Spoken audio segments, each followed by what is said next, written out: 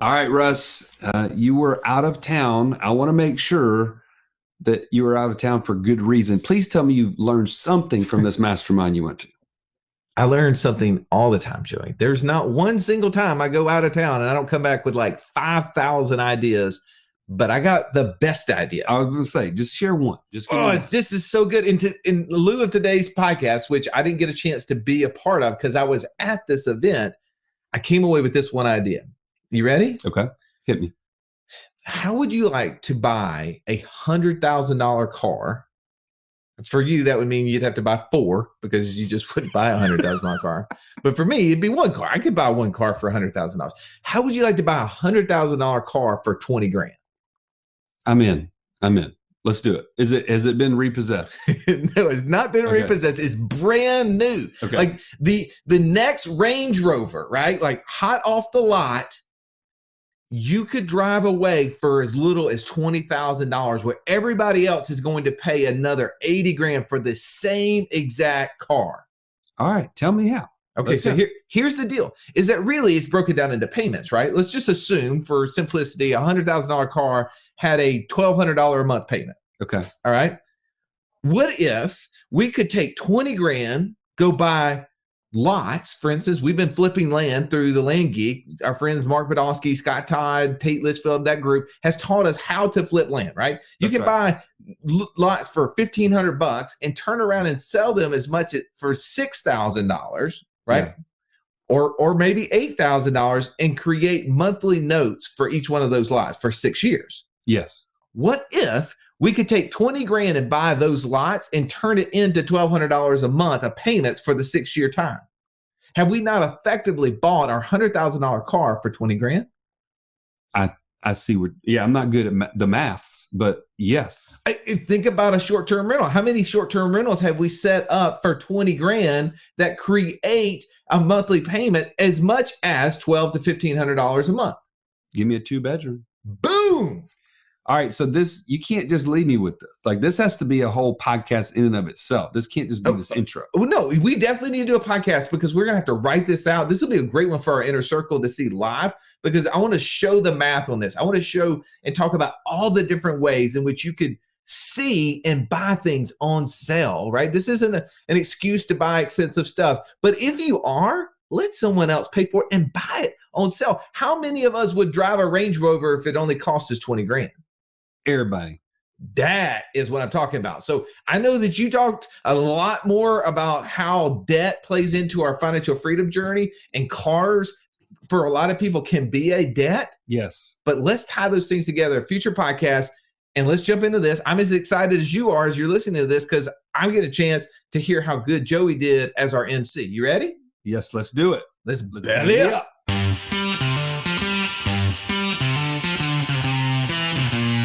Welcome to the Wealth Without Wall Street podcast, your guide to understanding how to get out of the Wall Street rat race and start your own mailbox money lifestyle.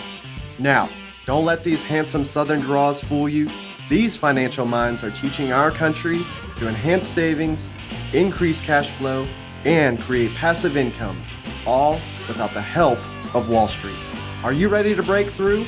Now here are your hosts, Russ Morgan and Joey Murray. Welcome to this week's Financial Freedom Roundtable. I'm your host, Joey the Italian Stallion Murray, and I am joined not this week by the idea guy. Unfortunately, he is gaining ideas all across the country, and he will join us back next week. But I am joined by the best coaches in the nation to help you get to financial freedom. Today, to my left, we have Mr. Incredible, the man with the $1 million smile. Yes, I brought that back. Thank Mr. you. JD Hill. JD, welcome. Man, thank you so much for bringing that. I paid really good money to have this smile. I had braces twice. I had Invisalign once. I looked for the longest time like I used to catch baseballs for a living. Like my teeth were so jacked. And so I'm really proud of this smile now. So thank you for bringing that back. And I'm really glad to be here and talk about this, I think, really important topic that we hear often. Yes. And so I'm really excited about today. Thank you. No doubt.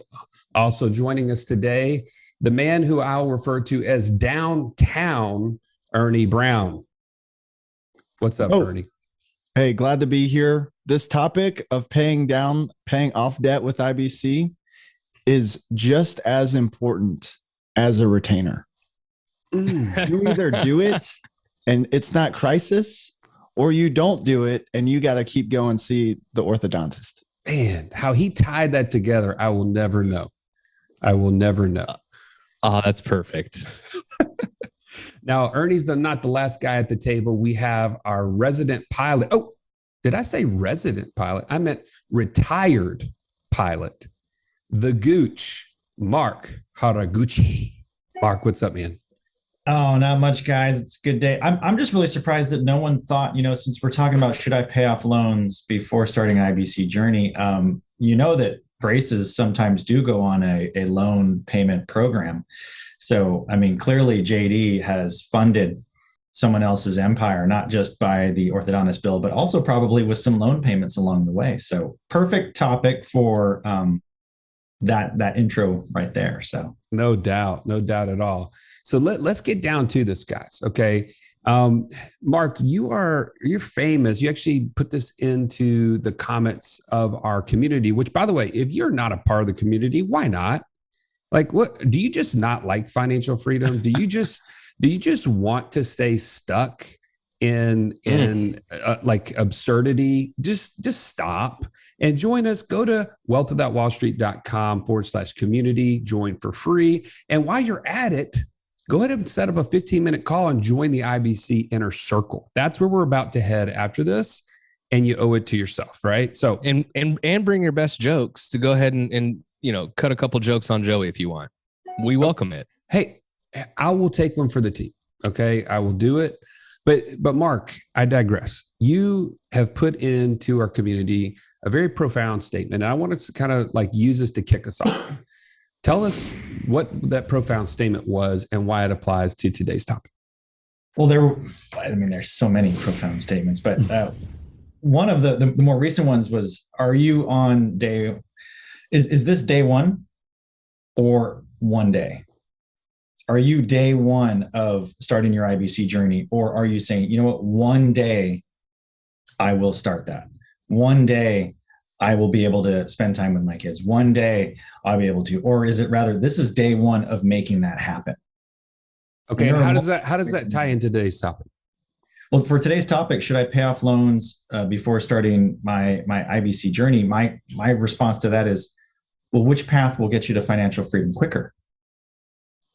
Is paying off your loan going to get you to financial freedom quicker? Or is starting your IBC journey going to get you to financial freedom quicker? But are you also implying that sometimes people use that as an excuse to not start today? Like they're putting it off? Yeah. Or maybe they just don't have the background. We haven't pulled back the veil so that they can see the landscape ahead of them. They haven't been exposed to options. Okay. Mm-hmm. Okay. I like it. That's your first take on today's topic. JD, I want to hear yours.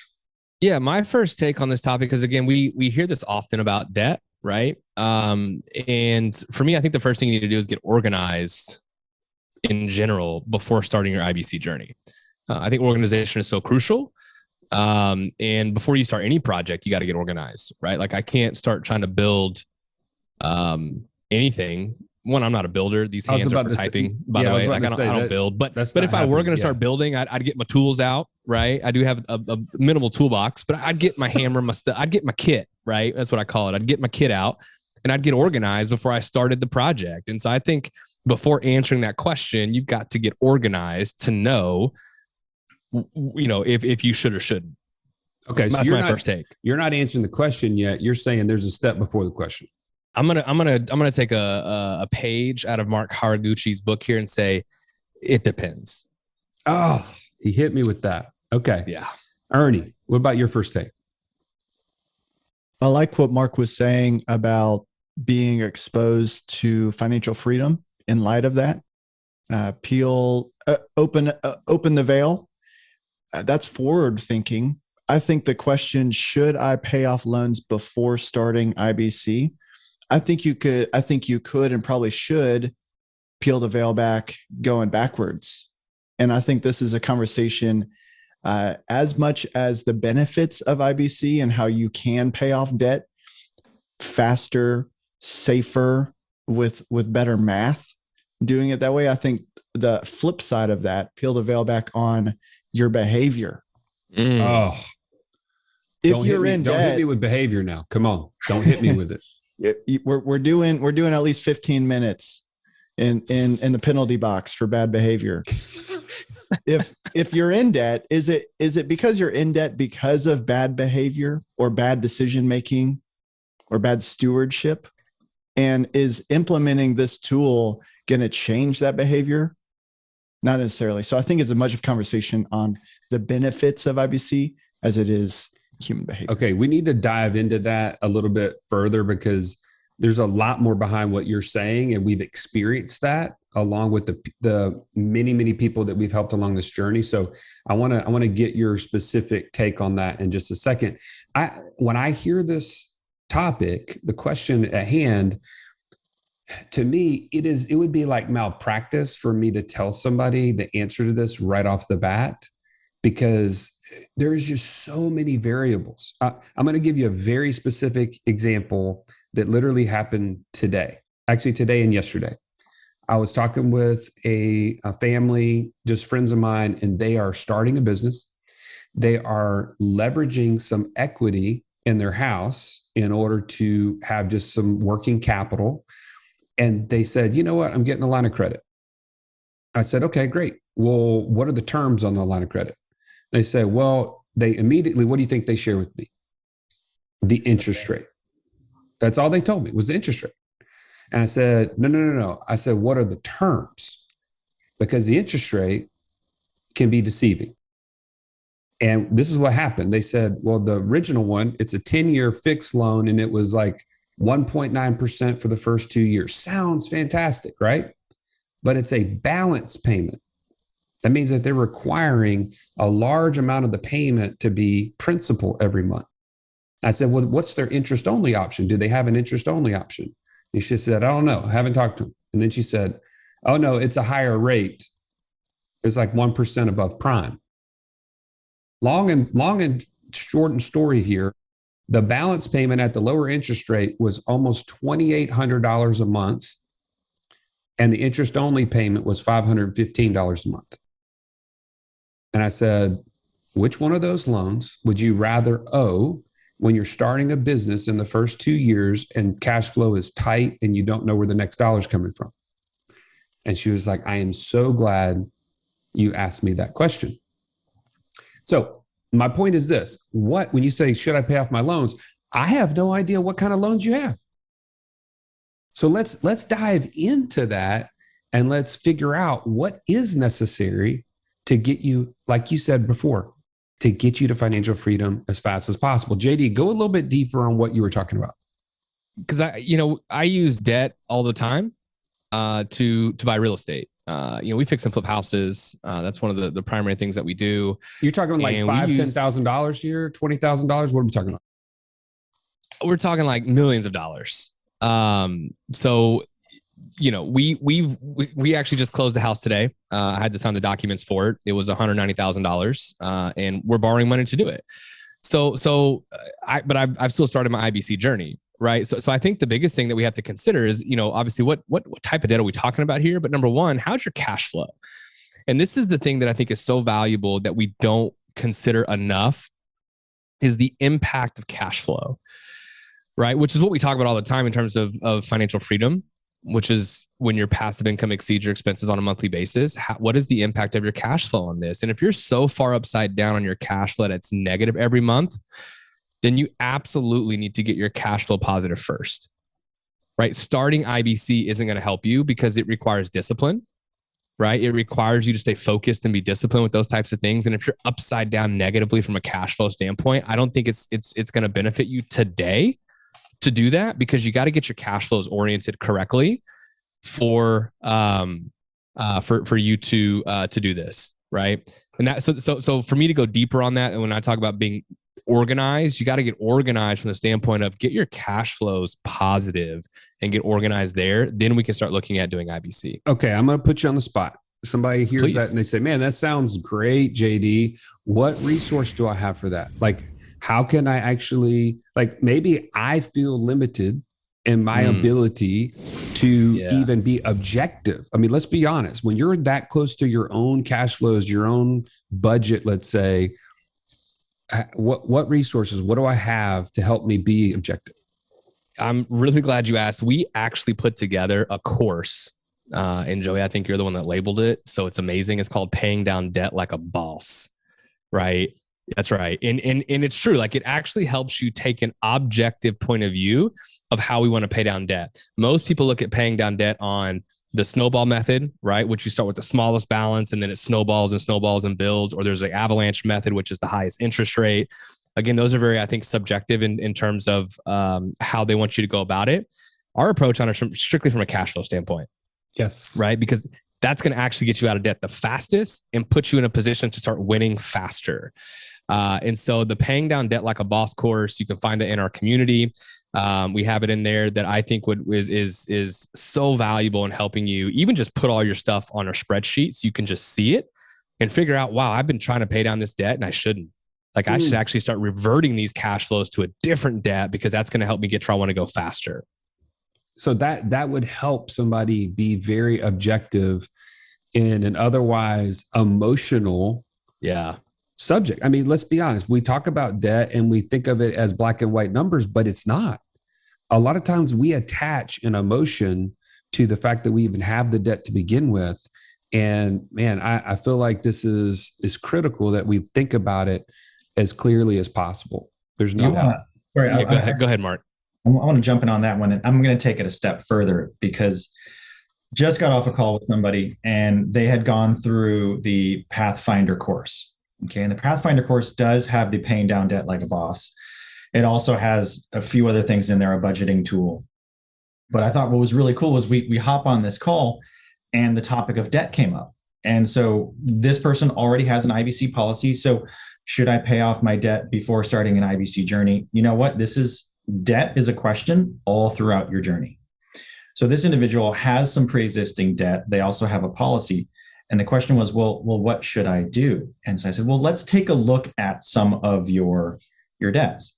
And so we looked at one and it was a car. It was a $7,000 loan with about a $200 a month payment.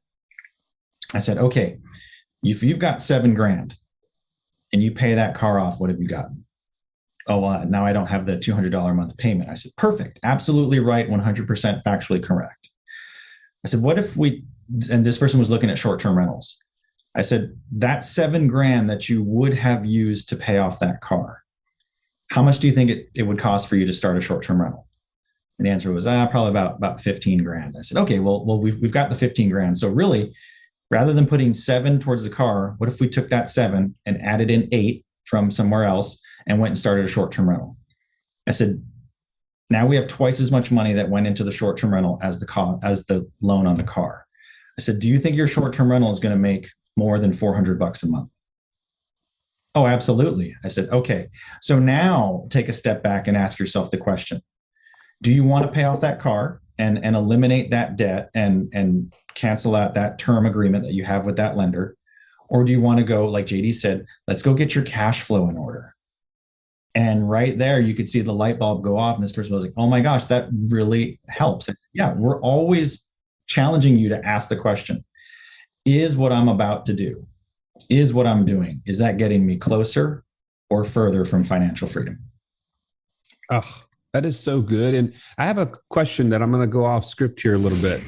And Ernie, I want your take on what is the reason why this is so difficult? Like what you just explained, when you put it the way that you did, is so simple. When you have passive income that exceeds your monthly expenses, it would cost that person money to not take the short-term rental option and just pay off the car in that specific case, right? Well, why is that? Like, why is that kind of like a light bulb went off at that point, Ernie? Like, what do you think it is? Well, I think this whole topic is difficult because of what is easy. And what is easy is focusing on debt. And it's easy because you've been focusing on it for a while. Somebody told me recently, I'm tempted. We're looking at what steps are we taking to get to financial freedom, and we're trying to align them. And the one that seems the most tempting is, I think I'll just go ahead and take care of these debts. That's the easy one to do. Somebody just put I think a brilliant, just kind of honest comment in this chat here, and says the weight of the debt is difficult to put a number on. So why is solving for financial freedom difficult?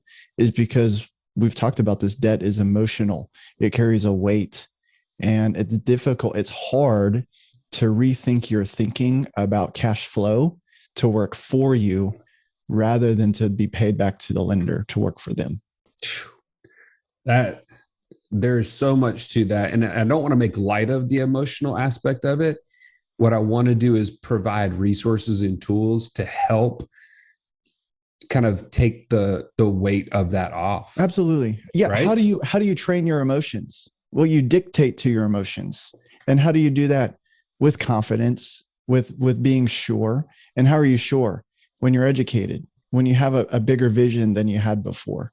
And then when you're able to practically line up the steps towards that vision. That's what we're talking about. Russ, I remember my dad specifically say to me, Joey, you gotta go to college. I don't want you to end up like me. And you know what my dad was saying is, in order for things to change, things have to change. You can't end up just like me. Well, I think, we as parents, sometimes we take on the burden thinking about our kids and how we want something better for them. And we want to know, what will their future look like if I don't take action, if I don't do something different? See, in my house, I'm the role model. You're your kid's role model. And the buck stops with you. It's time to take action. If you're ready to take action, join us at wealthwithoutwallstreet.com/passport and get started on your own journey to financial freedom. All right, let's jump back into this episode. Well, vision is the key word, and I'm going to bring it to our passport challenge. That's why we start this whole process there, because without the vision of what you're actually trying to accomplish, and I'm going to use this as the example, are you looking for debt freedom or financial freedom?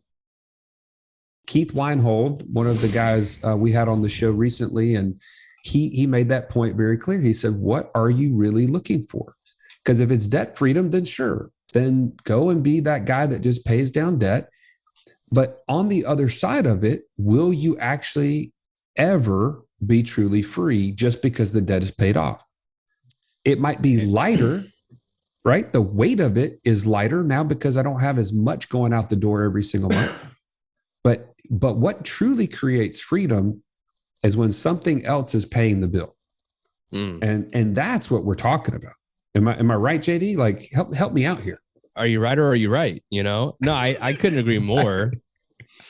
I say this so much and so often. My wife has actually taken it to heart. You can't pay off the cost of living. And I think so much of what we're taught about paying off debt and focusing so much of our cash flow in our resource and doing side hustles to get out of debt, that doesn't get you. Yes, it pays off debt, but again, you still have cost of living. Like, there's still a cost to live and pay for life.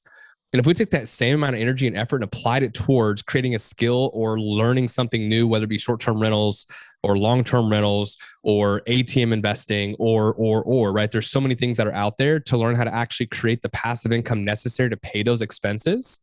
The beauty of that is that you still get out of debt, but once I'm out of debt, now I have all this excess cash flow too, right? And so we have to orient our financial decisions in the way that's going to get us closest to the end result. But first we have to define that, right? We have to define what is the end result, which is financial freedom. So again, as I look at this question, right, do I need to get out of debt before I start IBC?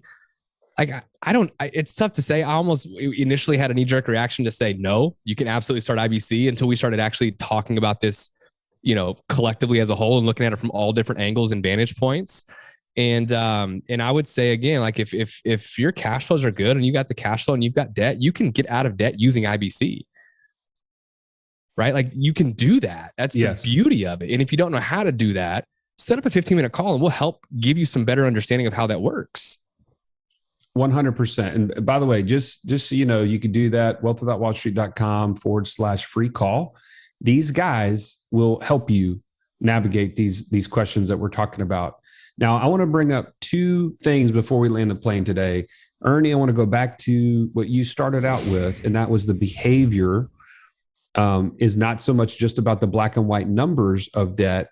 Go a little bit deeper and talk about from the standpoint of what we've seen and experienced with people that get fired up about IBC, but they've gotten themselves into debt somehow. Walk us through that. Yeah, well, I think it's something to mention because the reality is we have helped people get started on IBC to pay off debt. Just the excitement of the plan, but the person wasn't ready. And what I mean is they put cash into their control and they built it in an insurance policy. And then they took a loan and went and paid off the debt. And so we had an example before where we have a $200 payment for a $7,000 loan. Well, we pay off the $7,000 and the $200 is now on a new subscription to something. It gets spent. It doesn't get recycled. And it actually violates, it makes me think of the second rule of infinite banking in becoming your own banker is don't take policy loans without making provisions to pay them back. Don't steal the peas. Yes, that is the principle. And so then there's the rule to follow it. And that gets missed. So infinite banking, incredible concept, beneficial to the person to take over debt and pay it off. Extremely beneficial for the person to pool capital, get together to leverage to make cash flowing investments.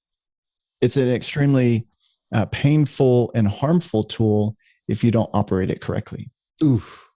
So at the end of the day, and I actually had this, I want to say it was Jonathan Sanders who shared with us on the podcast that he was looking at infinite banking as a means to pay off the debt that he got into because of his behavior. But the problem is it backfired.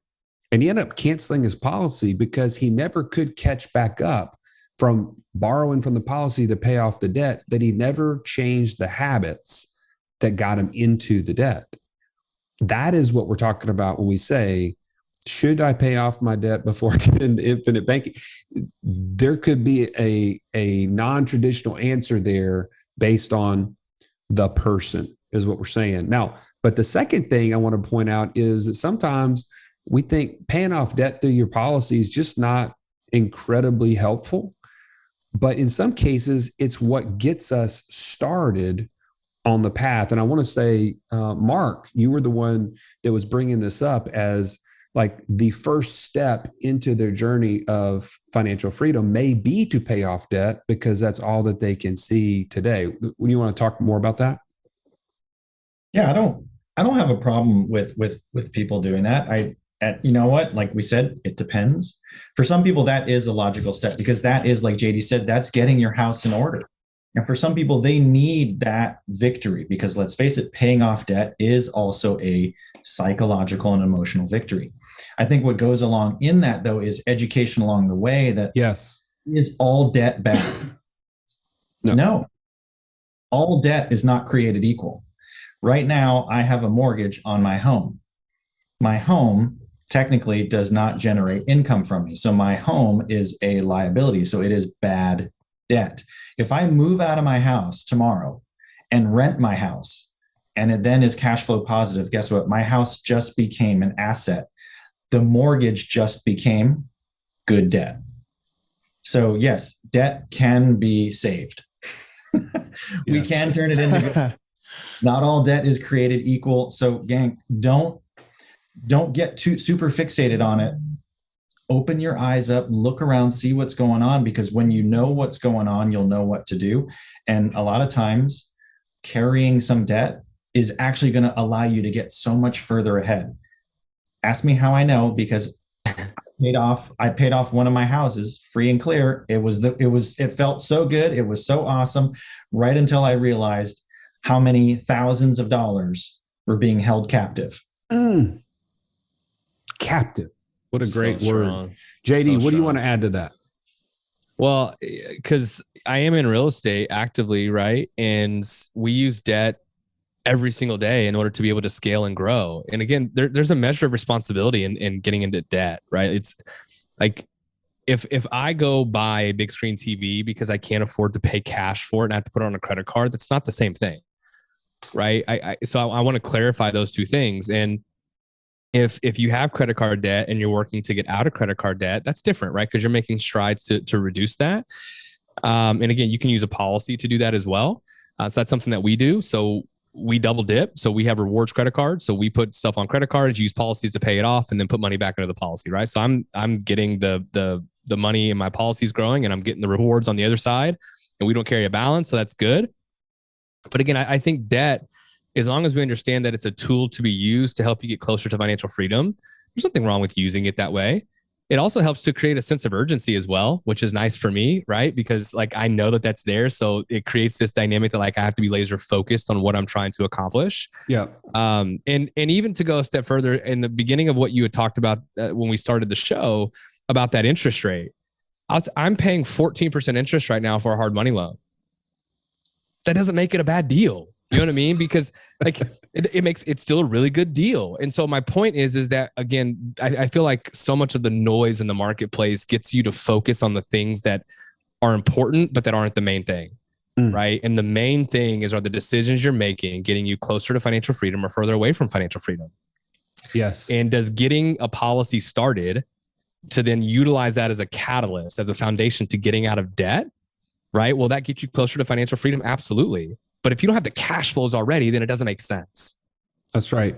Before we go around with our final thoughts, I just want to make a couple of quick points. Number one, if you hear us every week talking about passive income and how, this is possible, financial freedom is possible, but you literally cannot see yourself doing that yet. Like it's just not possible in your mind. But paying off debt is, and infinite banking is your means to get started on that whole journey.